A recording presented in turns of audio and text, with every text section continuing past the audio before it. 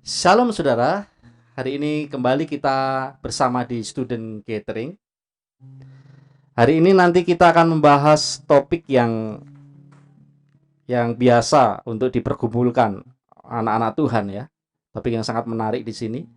Hari ini kita akan bahas dengan tema kepastian pengampunan dosa. Banyak sekali anak-anak Tuhan yang sering bingung ketika dia berdosa, dia harus ngapain.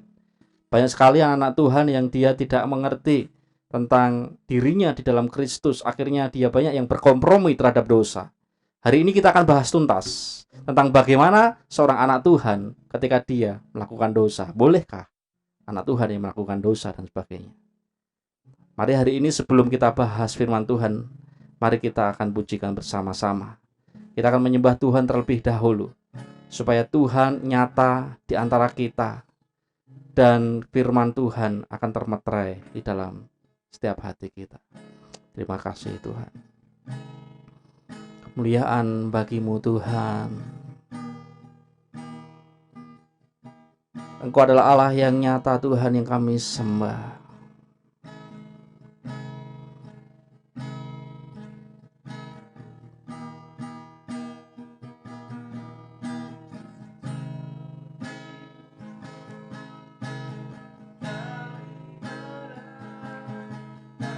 Bapa Roh Kudus, saat ini kami boleh bersatu hati. Engkau datang untuk menebus segala dosa dan pelanggaran kami, Tuhan. Bahkan Engkau tidak mengingat-ingat setiap dosa dan pelanggaran kami saat ini. Haleluya. Bapak, kami percaya Engkau yang jamah kami dimanapun kami berada. Engkau yang menjamah menyentuh hati kami, karena Engkau sumber pertobatan kami Tuhan. Dosa kami semuanya Kau hapuskan. Tidak ada lagi intimidasi di dalam hidup kami saat ini. Bahkan pelanggaran-pelanggaran kami akan Kau hapuskan. Betapa besar pengampunan-Mu, Allah yang luar biasa saat ini Tuhan. Engkau tidak memandang setiap dosa-dosa dan pelanggaran kami, bahkan Kau melupakannya setiap dosa kami, Yesus Tuhan. Aku bersyukur Tuhan, kami berterima kasih kepadamu, karena Engkau yang mengampuni segala dosa kami semuanya, Bapa. Engkau yang jamah setiap kami, Tuhan. Kemuliaan nama Yesus untuk selamanya. Betapa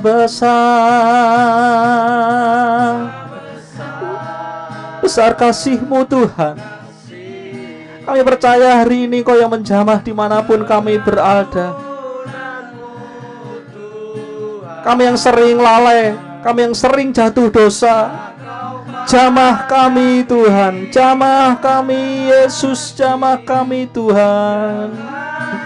Allah yang Maha Kuasa, datang terus Tuhan, datang. Kami percaya hari ini ada beberapa di antara kami yang mendengar channel ini Tuhan, dia mengakui segala dosa-dosanya.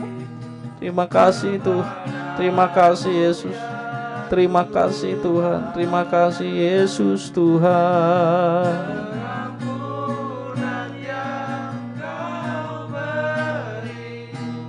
Pulihkanku pengampunan yang Kau beri,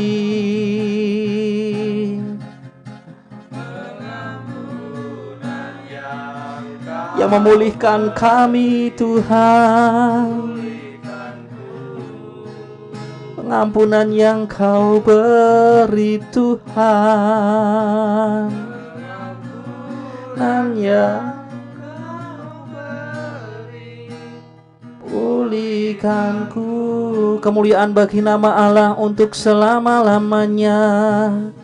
Engkau Allah yang kudus, Engkau Allah yang besar, ajaib Kau Tuhan, ajaib Kau Tuhan. Terima kasih, sungguh besar kasih-Mu Tuhan, kasih-Mu Tuhan. Kami bersyukur Tuhan, kami bersyukur Tuhan. Terima kasih Tuhan, terima kasih Tuhan Yesus. Kami bersyukur. Kami mengucap syukur Tuhan hari ini. Kami percaya Tuhan, dimanapun kami berada, Kau yang jamah. Mari Roh Kudus ampuni setiap dosa-dosa dan pelanggaran kami. Darah-Mu yang kudus menyucikan kami semuanya Tuhan, tanpa terkecuali. Kami tahu Tuhan, Kau Allah yang menguduskan setiap kami, karena Engkau sudah membebaskan kami semuanya di atas kayu salib. Terima kasih Tuhan Yesus. Biarlah hari ini, pada malam hari ini, Engkau yang memberi rema, memberi pencerahan terhadap kami semuanya Tuhan. Kami akan membahas firman Tuhan. Kiranya apa yang kami bahas hari ini akan memberi kekuatan bagi setiap kami, sehingga kami boleh mengenal Engkau secara pribadi. Terima kasih Tuhan Yesus. Kami serahkan pembahasan firman Allah pada malam hari ini dalam tangan kuasa-Mu. Hanya dalam satu nama Tuhan Yesus Kristus kami berdoa dan mengucap syukur. Haleluya. Amin. Ya, saudara-saudara yang dikasihi dalam Tuhan Yesus, hari ini Persekutuan Antar Siswa Surakarta akan membahas bersama tentang topik kepastian pengampunan dosa. Supaya nanti kita orang percaya memiliki suatu kepastian di dalam pengampunan dosa. Bagaimana caranya bahwa kita memiliki kepastian itu? Kita akan baca Alkitab kita terlebih dahulu. Mari kita buka di dalam 1 Yohanes pasal 1 ayat 5 sampai pasal 2 1 sampai 2. Ya, silakan William untuk bisa membacakan firman Tuhan pada hari ini. 1 Yohanes pasal 1 ayat 5 sampai pasal 2 ayat 1 sampai 2. Dan inilah berita yang telah kami dengar dari Dia dan yang kami sampaikan kepada kamu. Allah adalah terang dan di dalam Dia sama sekali tidak ada kegelapan. Jika kita katakan bahwa kita beroleh persekutuan dengan Dia, namun kita hidup di dalam kegelapan, kita berdusta dan kita tidak melakukan kebenaran. Tetapi jika hidup kita di dalam terang sama seperti Dia ada di dalam terang, maka kita beroleh persekutuan seorang dengan yang lain, dan darah Yesus anaknya itu menyucikan kita daripada segala dosa. Jika kita berkata bahwa kita tidak berdosa, maka kita menipu diri kita sendiri dan kebenaran tidak ada di dalam kita. Jika kita mengaku dosa kita, maka Ia adalah setia dan adil, sehingga Ia akan mengampuni segala dosa kita dan menyucikan kita dari segala kejahatan. Jika kita berkata bahwa kita tidak ada berbuat dosa, maka kita membuat Dia menjadi pendusta dan firman-Nya tidak ada di dalam kita. Anak-anakku, hal-hal ini kutuliskan kepada kamu, supaya kamu jangan berbuat dosa. Namun, jika seorang berbuat dosa, kita mempunyai seorang pengantara kepada Bapa, yaitu Yesus Kristus yang adil. Dan Ia adalah pendamaian untuk segala dosa kita, dan bukan untuk dosa kita saja, tetapi juga untuk dosa seluruh dunia. Ya, amin. Berbicara tentang hal dosa, kita diingatkan kembali dengan Raja Daud. Raja Daud pernah jatuh di dalam dosa, saudara. Dia mengambil Bathsheba untuk menjadi istrinya. Dikisahkan ada Nabi Nathan datang dan menegurnya. Akhirnya Daud menyadari dan mengakui dosanya. Ekspresi pengakuan Daud tertulis dengan sangat indah di dalam Mazmur pasal ke-51. Daud mengatakan, "Kasihanilah aku, ya Allah, menurut kasih setiamu. Hapuskanlah pelanggaranku menurut rahmat-Mu yang besar." Nah, ada satu pertanyaan yang hari ini kita bisa renungkan bersama-sama, saudara. Pertanyaan itu adalah, pernahkah saudara jatuh di dalam dosa? Pernahkah saudara jatuh di dalam dosa? Dan apa yang saudara lakukan? Apakah saudara tahu bahwa dosa saudara itu pasti diampuni? Nah, tentunya orang-orang percaya ini pasti pernah ya berbuat dosa ya. Mungkin kita pernah bertanya, kita kan sudah di dalam dosa. Lalu bagaimana ketika kita jatuh dosa? Atau kita bertanya, kita kan sudah menjadi orang percaya nih, sudah ditebus dalam Yesus, kenapa bisa berdosa? Lalu apa yang harus kita lakukan ketika kita berdosa? Mungkin ada yang bingung ya. Tapi hari ini nanti coba kita akan lihat, kita bahas firman Tuhan yang tadi sudah dibaca. Hal yang pertama untuk bisa melihat itu, kita akan melihat dulu siapa Allah itu yang sesungguhnya. Coba Melki bisa mengintroduksikan tentang siapa Allah itu. Di Alkitab 1 Yohanes 1 ayat yang kelima berkata, dan inilah berita yang telah kami dengar dari Dia dan yang kami sampaikan kepada kamu. Allah adalah terang, dan di dalam Dia sama sekali tidak ada kegelapan. Di sini dikatakan Allah adalah terang. Di situ dikatakan adalah Allah adalah terang. Ya. Kalau bab kemarin kita melihat bahwa Yesus itu dikatakan firman yang menjadi manusia. Siapakah firman? Dia adalah Allah. Siapakah Allah? Dia adalah firman. Jadi Yesus itu adalah Allah. Dan di sini dikhususkan kembali bahwa siapa Allah itu tadi dikatakan di dalam ayat keberapa? Ayat kelima dikatakan Allah adalah terang. Berarti siapa Yesus? Yesus itulah sang terang itu sendiri. Ya, mulai jelas ya saudara. Kalau kita mengenal bahwa Allah itu terang, lalu apakah yang menghalangi kita bersekutu dengan Allah yang adalah terang itu? Ya, silahkan Febri. Atau siapa yang menjawab? Siapakah yang menghalangi seorang bersekutu dengan Allah? Di ayat 6 dikatakan, jika kita katakan bahwa kita beroleh persekutuan dengan Dia, namun hidup kita di dalam kegelapan, kita berdusta dan tidak melakukan kebenaran. Ayat 7, tetapi jika kita hidup di dalam terang sama seperti Dia ada di dalam terang, maka kita beroleh persekutuan seorang dengan yang lain, dan darah Yesus anaknya itu menyucikan kita daripada segala dosa. Ya, jadi di ayat 6 dan 7 ini yang menjadi penghalang seorang bersekutu dengan Allah, yaitu adalah ketika seorang hidup di dalam kegelapan. Ya, dosa yang inilah yang menjauhkan antara kita dengan Allah, sehingga kita kehilangan persekutuan dengan Allah. Ya, hidup di dalam kegelapan ternyata tadi, pegang lagi mic-nya.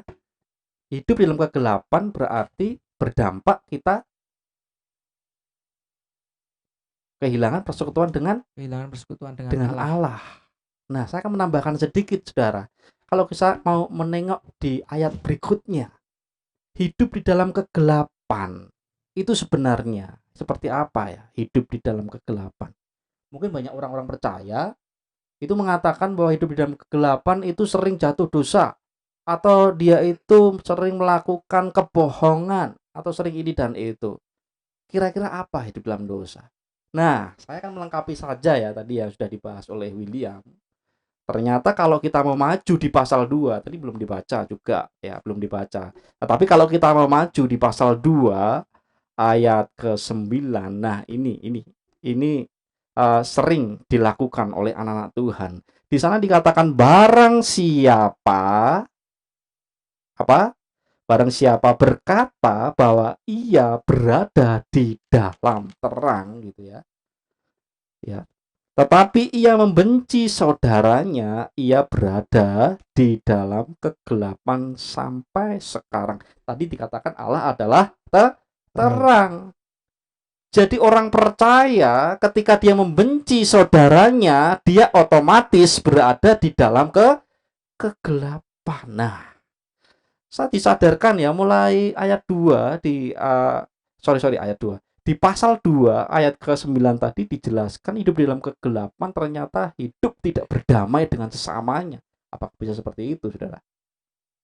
Tapi coba nanti kita akan bahas di selanjutnya ya. Ini pembicaraannya semakin menarik, kira-kira seperti itu.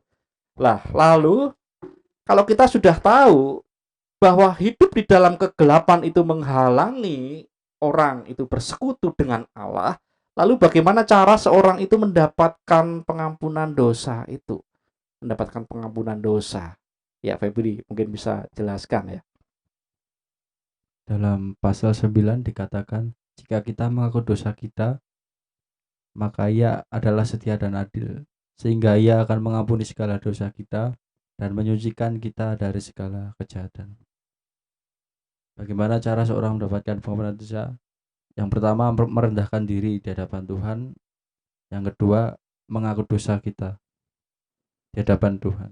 Ya, mengaku dosa. Jadi cara untuk mendapatkan pengampunan dosa dengan cara mengaku. Tapi sebenarnya saya tambah lagi, ini ada syaratnya ya. Syaratnya adalah orang percaya dia sudah di dalam Yesus. Karena yang sanggup untuk mengampuni dosa itu adalah Kristus. Kalau orang yang belum percaya kepada Kristus, siapa yang akan menghapus dosanya? Kan saya rasa seperti itu ya. Benar enggak? Benar apa enggak? Ya tentunya kan gitu kan ya. Ya, jadi tadi sudah dijelaskan dengan sungguh luar biasa bahwa firman Tuhan berkata memang bagaimana cara seorang mendapatkan pengampunan dosa itu adalah mengaku. Dengan mengaku itu tadi dijelaskan di ayat 9, maka Allah akan apa tadi? Mengampuni segala dosa kita. Ya ada di rumah ya, coba ya digaris bawahi kata segala. Nah, kata segala ini berarti semuanya. Jangan pernah takut datang kepada Tuhan, karena kata segala ini tidak terkecuali, semuanya akan diampuni Tuhan, ya. Segala berarti ini, segala ini berarti semuanya. Kita mengaku di hadapan Tuhan, maka Tuhan akan memberikan pengampunan. Nah, ini hal yang luar biasa. Seperti saya katakan tadi, Allah adalah terang. Bahwa di dalam Dia sama sekali tidak ada kegelapan. Nah, terang itu berarti intinya adalah Dia tidak ada di dalam kegelapan. Tadi menyinggung di pasal 2, saya ulangi sekali lagi di ayat 9, di sana dikatakan membenci saudara ada di dalam kegelapan. Ya, banyak sekali ya anak-anak Tuhan yang itu ternyata ketika dia membenci saudaranya, dia langsung berpindah menjadi atau ke dalam kegelapan. Firman Tuhan tadi dikatakan sekarang gitu ya. Mungkin ada yang bertanya ini, ada yang sudah terima Yesus gitu, sudah terima Yesus di dalam Yesus, tetapi masih hidup di dalam kegelapan atau masih membenci saudaranya. Nah, dia sebenarnya sedang bermasalah dalam dirinya, makanya tidak bisa bertumbuh. Nanti kita akan diskusikan sekali lagi gitu ya. Nah, kira-kira kalau dengan mengaku dosa, tadi dosa kita itu diampuni. Lalu apa artinya mengaku dosa kepada Allah di ayat 9 itu? Lalu bandingkan antara mengaku dosa dan meminta ampun. Ini apa sih bedanya mengaku dosa dan meminta ampun? Siapa yang mau bisa menjelaskan ini? Arti dari mengaku dosa kepada Allah apa? Lalu kita akan bandingkan mengaku dosa dan meminta ampun.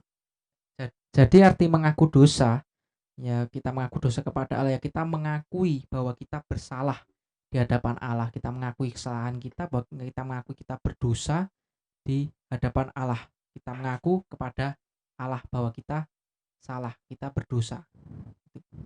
Mengaku. Meminta ampun, apa bedanya mengaku dengan meminta ampun?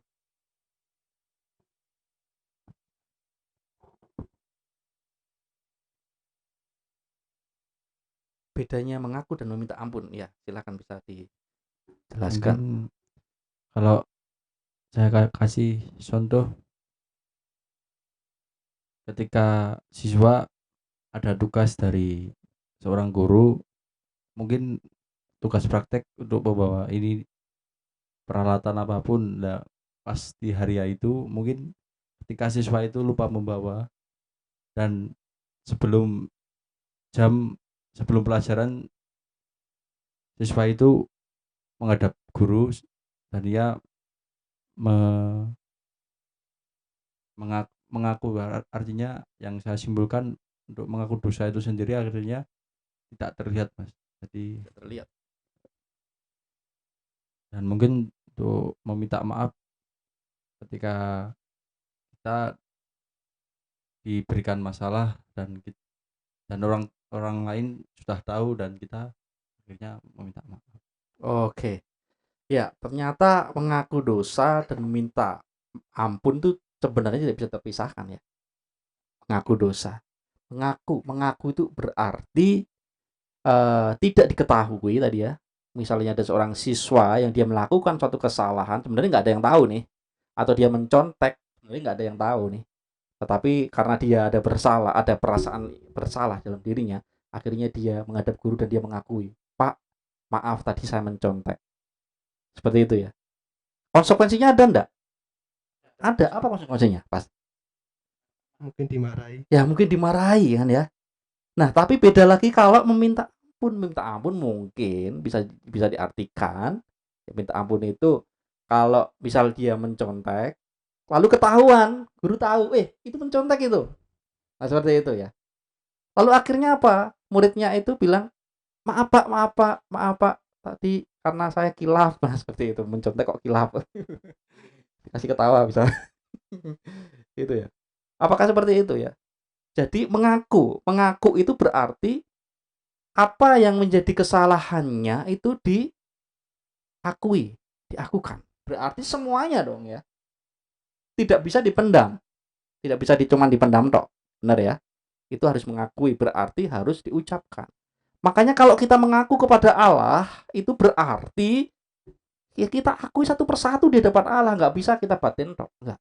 Tapi kita akui di hadapan Allah. Coba ya teman-teman ya. Saya pernah pernah apa ya istilahnya? Saya pernah mengalami bahwa ketika saya mengakui semua kesalahan saya di hadapan Tuhan, akhirnya saya punya kelegaan yang luar biasa. Nah, hal ini nanti coba dipraktekkan. Mengaku itu berarti mengatakan kesalahannya kepada Allah. Itu mengaku. Itu ya, Saudara ya. Nah, coba. Tadi di ayat ke-9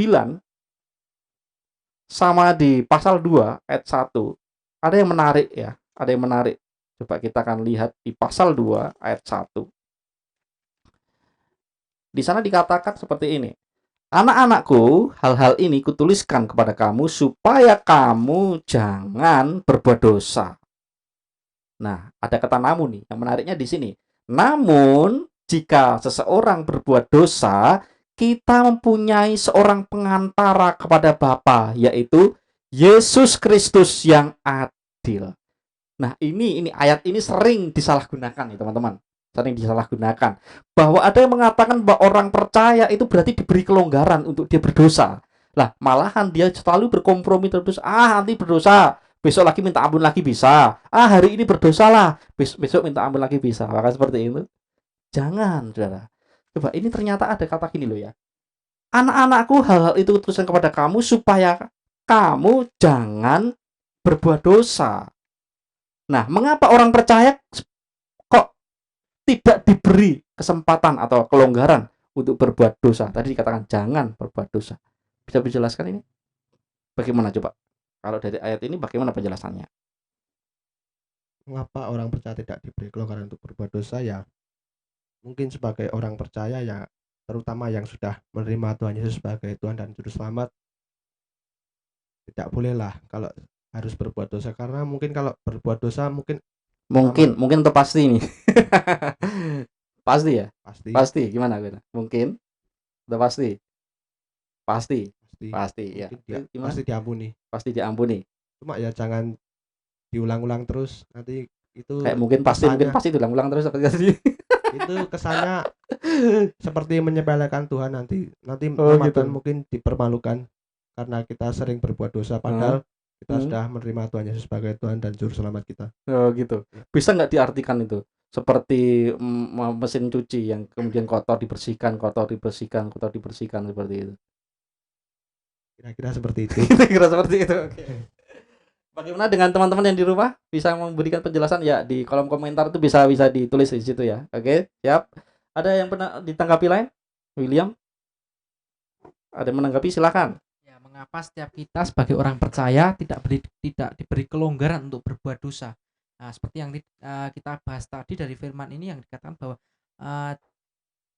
kegelapan, jika kita hidup dalam dosa, kita berbuat dosa, ya ini menjadikan kita hidup kita di dalam kegelapan. Dan sementara Allah sendiri itu adalah terang. Dan di dalam Allah itu tidak ada kegelapan.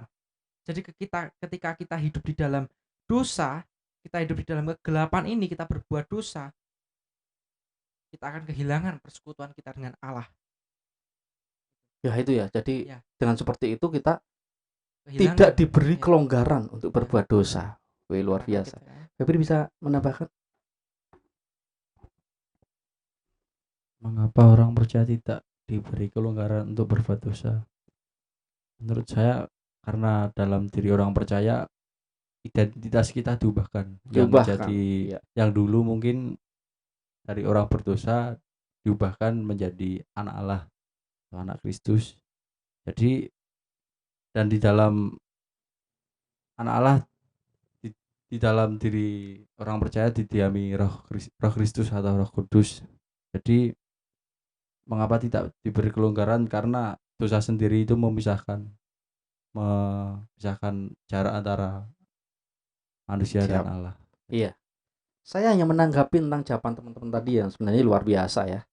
Status identitas tadi dijelaskan Febri. Identitas ketika kita sudah di dalam Yesus, sebenarnya di pasal 2 ayat 6 di sana juga dikatakan dengan luar biasa firman Tuhan. Barang siapa mengatakan ia ada dalam dia, maka ia harus wajib hidup sama seperti Kristus. Kristus sama sekali tidak berdosa di sana. Jadi ketika kita sudah memakai Kristus, kita seperti memiliki apa ya? Kita seperti memakai jubahnya Kristus. Jadi orang lain tuh memandang kita adalah Kristus. Jadi ya sangat bodoh sekali kalau kita sudah memandang Kristus memakai Kristus akhirnya kita berdosa. Nggak layak dong. Gitu ya. Iya, karena kita akan dipersatukan dengan Allah. Kita bersatu dengan Allah. Jadi statusnya saja sudah berbeda. Masa kita mau berdosa? Tetapi lihat, yang menarik tadi gini loh saudara. Coba kita perhatikan lagi yang menarik. Ada kata namun jika seorang berbuat dosa. Ini membuktikan bahwa manusia tidak bisa berdiri tanpa adanya Kristus, tanpa adanya Allah. Jadi tidak mungkin orang itu bisa dibenarkan tanpa ada Kristus. Kata namun itu membuktikan bahwa orang di luar Kristus dia tidak bisa apa-apa. Artinya adalah namun itu dikatakan di sini bahwa orang di dalam Kristus dia sudah ditebus dan akhirnya memiliki suatu kepastian pengampunan dosa. Namun itu diartikan adalah bahwa manusia di luar Kristus dia tidak bisa apa-apa dan manusia berpotensi untuk dia pasti berdosa. Sekarang bayangkan saudara kalau nggak ada stipnya, kalau nggak ada wipernya, orang berdosa, dosanya tetap ada dalam diri orang itu. Besoknya lagi berdosa, dia ada, dosanya ada dalam orang itu. Demikian seterusnya. Bagaimana dia bisa benar? Tidak bisa benar, saudara. Makanya tadi dikatakan, kalau nggak berdosa, tadi apa harus? Wajib mengaku dosa. Supaya apa? Supaya kita boleh dipersatukan kembali dengan Allah. Oke ya, hal luar biasa di sini. Ya, katanya waktunya sangat singkat sekali ya. Diam-diam ini sudah 1 jam ya gitu kira-kira ya. Padahal kita nanti pasti 3 jam lagi teman-teman ya. Ya, sekarang kita akan sharingkan ya, apa yang saudara lakukan saat saudara itu jatuh di dalam dosa ya. Mungkin bisa dari siapa dulu, William? Ya, mungkin ini sharing dari saya. Dulu sebelum saya menerima Kristus sebagai Tuhan dan Juru Selamat pribadi dalam hidup saya, ketika saya berdosa, ya saya misuh-misuh. Misu-misu. Ya dari saya juga berani dengan orang tua, juga saya mungkin menonton video porno. Ini kebanyakan gitu. dari orang-orang muda sekarang seperti ini. Ya mungkin juga pertengkaran dan yang lain-lain, berkelahi dengan teman. Dan itu saya nggak merasa bahwa itu saya berdosa. Dan saya merasanya saya benar. Oh, saya benar, saya nggak salah. Ya saya nggak salah. Tapi ketika saya menerima Kristus sebagai Tuhan dan Juru Selamat pribadi dalam hidup saya, ketika saya berbuat dosa, yaitu misuh-misuh, dari misuh-misuh terus mungkin bertengkar dengan teman, itu rasanya tidak enak. Dan itu saya merasa itu menjadi beban di dalam hidup saya. Dan di dalam diri saya ada dorongan di mana saya harus meminta untuk mengaku dosa di hadapan Tuhan sehingga Tuhan akan mengampuni saya. Dan setelah saya mengaku dosa kepada Tuhan, disitulah saya merasakan kelegaan luar biasa di dalam Tuhan Yesus yang mengampuni saya. Ya. Oke. Nah, sebentar. Kalau itu dilakukan sudah dalam Yesus ya. Kalau dulu sebelum di dalam Yesus bagaimana? Berdosa, ada Sebelum- perasaan bagaimana? Ya, sebelum di luar Kristus tidak ada perasaan berdosa. Saya merasanya benar. Ini saya seperti ini, saya benar, saya merasa diri paling benar. Padahal itu Padahal salah itu ya. salah besar yang saya lakukan. Oke. Jadi ada satu perasaan yang membedakan gitu. Ya, Wis. Ya, sekarang bagaimana? Febri? Bisa untuk sharekan? Pertanyaannya bisa diulang, Mas. Apa yang Febri ya lakukan saat saudara atau Febri itu jatuh di dalam dosa? Mungkin sebelum saya terima Yesus, dosa itu apa ya, Mas? Udah menjadi asumsi bagi saya itu kebiasaan, Mas. Jadi Habit. kalau kebiasaan. dulu dosa, jadi nggak ada perasaan dorongan buat gue ini salah, buat dorongan buat minta ampun nggak ada, Mas. Jadi kayak gitu ya. sikap saya itu ketika dulu bodo amat gitu loh, Mas. Itu yang dulu saya rasain. Dan ketika saya terima Yesus, dosa itu juga menjadi beban, Mas. Jadi menjadi sebuah pertanyaan, loh ini kok nggak dosa ini ngopo loh. Jadi kan ada dorongan juga untuk meminta maaf, mengakui dosa. Iya, ada pengampunan. Jadi justru juga kalau diri saya juga apa ya, tidak tenang, Mas, hatinya. Jadi kalau ada yang kurang gitu, Mas, Iya. wah dosa, jadi kan Ya, ada gitu, satu Mas. perbedaan ya tentunya dalam Yesus itu ada suatu dorongan untuk mengaku dosa. Tetapi sebelum terima Yesus biasa saja ya. Lakukan biasa saja. Ya, sekarang giliran Melki. Tentang apa yang Melki lakukan saat Melki jatuh di dalam dosa? Mungkin yang saya lakukan ketika saya jatuh dalam dosa, dulu saya sebelum menerima Tuhan Yesus sebagai Tuhan dan Juru Selamat, mungkin hidup saya mungkin nggak pengharapan, tanpa harapan, mau kemana juga saya juga tidak tahu. Pokoknya jauh dari kata sempurna. Tapi setelah saya menerima Yesus, itu sekitar saya kelas 11 SMA, mungkin saya hidup saya seperti plong lepas dari dosa, tapi itu nggak gimana ya, tapi saya juga masih berinteraksi juga dengan dosa. Dan pada puncaknya saya ada kecelakaan kecil, mungkin bukan kecil sih, mungkin tangan saya sampai patah. Cuma saya habis itu saya benar-benar berubah dan saya benar-benar minta maaf karena tadi yang Mas Andri bilang tadi, barang siapa yang tidak mengasihi saudaranya, mungkin terutama juga saudara kandung, mungkin itu masih dalam kegelapan. Mungkin itu intinya. Ya, berarti ada pengakuan gitu ya, pengaku dosa. Ya.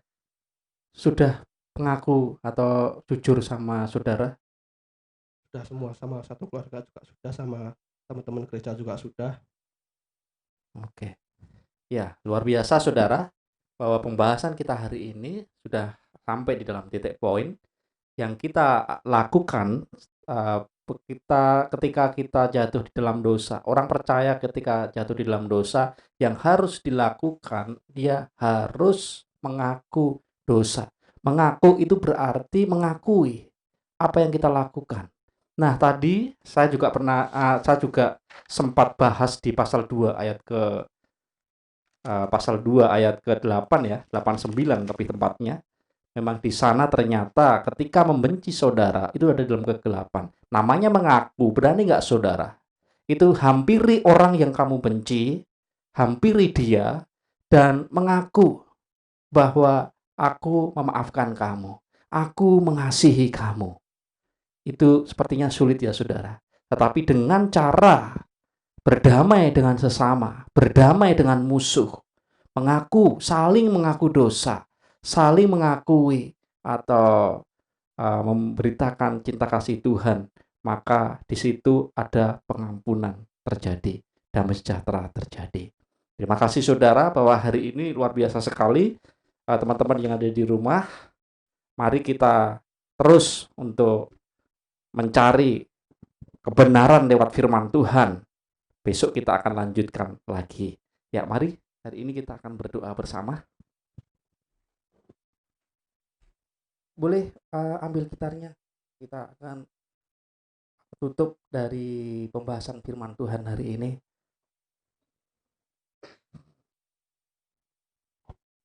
Mari kita berdoa bersama-sama. Kita muji Tuhan, kita sembah Tuhan. Bapa Roh Kudus, kami percaya bahwa Engkau Allah yang benar. Engkau adalah sang terang, bahwa di dalammu tidak ada kegelapan.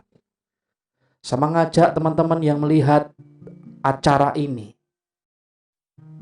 jika ada ganjalan dengan saudara, jika ada ganjalan dengan dosa, mari datang kepada Tuhan. Akui semuanya di hadapan Tuhan, supaya engkau merasakan kembali damai sejahtera. Karena kalau engkau membenci saudaramu, pernah kecewa dengan orang lain, Alkitab mengatakan bahwa saudara ada di dalam kegelapan. Mari saudara, hari ini kita benar-benar menyembah Tuhan, hampiri Tuhan. Hampiri Tuhan. Terima kasih Tuhan, kami bersyukur. Angkat tangan saudara. Mari saling mengaku dosa di hadapan Tuhan. Saya percaya dengan iman, yakin, hampiri Tuhan, mengaku dosa di hadapannya, maka dosa-dosamu akan diampuni. Kalau ada yang tidak beres dengan saudaranya, masih kecewa dengan saudaranya, masih membenci saudaranya, berani tidak saudara melakukan tindakan iman? Hari ini juga saudara bisa bilang, aku mengasihimu.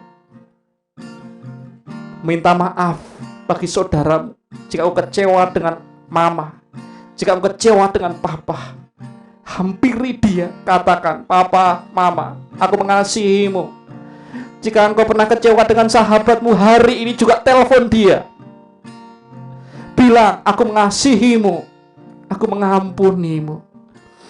Terima kasih Tuhan, terima kasih Tuhan, terima kasih Tuhan. Kami bersyukur Tuhan bahwa hari ini adalah firman-Mu sungguh luar biasa. Kami percaya bahwa firman-Mu sudah ada dalam hidup kami semuanya. Kami serahkan semuanya dalam tangan kuasa-Mu. Hamba juga berdoa untuk teman-teman yang ada di rumah hari ini. Kiranya Engkau mengurapi dimanapun dia berada. Ada kuasa ilahi yang menjamah hidupnya hari ini. Terima kasih Bapa. Kami akan kembalikan segala pujian, hormat, kuasa, kemuliaan bagi nama Allah untuk selama-lamanya. Di dalam nama Yesus. Haleluya. Amin. Oke, terima kasih buat teman-teman semuanya yang sudah mengikuti di student gathering hari ini. Teman-teman bisa mengikuti student gathering minggu depan dan waktu yang sama. Untuk teman-teman yang ada problem, bisa hubungi nomor telepon di bawah ini. Ya, terima kasih. Tuhan Yesus memberkati.